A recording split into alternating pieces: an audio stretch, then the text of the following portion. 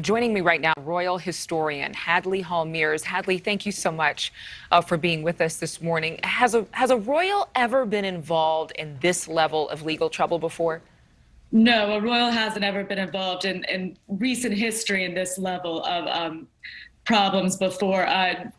Princess Anne in 2002 was proven guilty for her dog biting two students in a park, but that's a very minor thing compared to the allegations against Prince Andrew. I would say so. What are the implications for the prince and for the palace with this judge's ruling?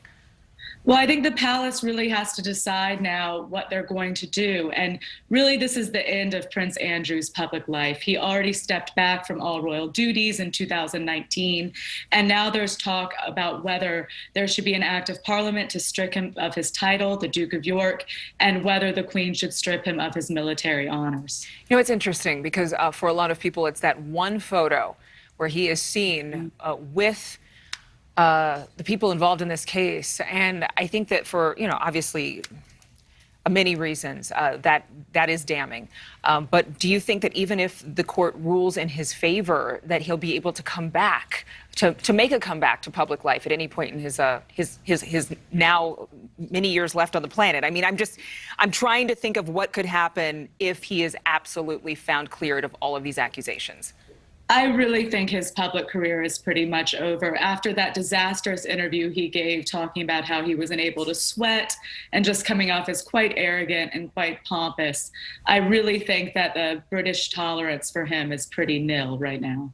What about Queen Elizabeth's response? Do you think there's pressure for her to actually remove those titles or to even make any kind of statement about this? This is her son.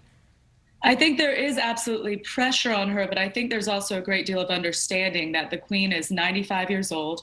Her husband of 70 years passed away last year. This is her Jubilee year. It's supposed to be a joyful year. And now, because of the bad decisions of her son, she has this really bad choice to make. And I really, my heart goes out to her because it's a very hard decision. I think you're going to see that maybe Prince Charles, as he becomes more and more in charge, might not be so lenient and forgiving with Prince Andrew. Hadley Hall Meares, royal historian, thank you so much for being with us. Thank you.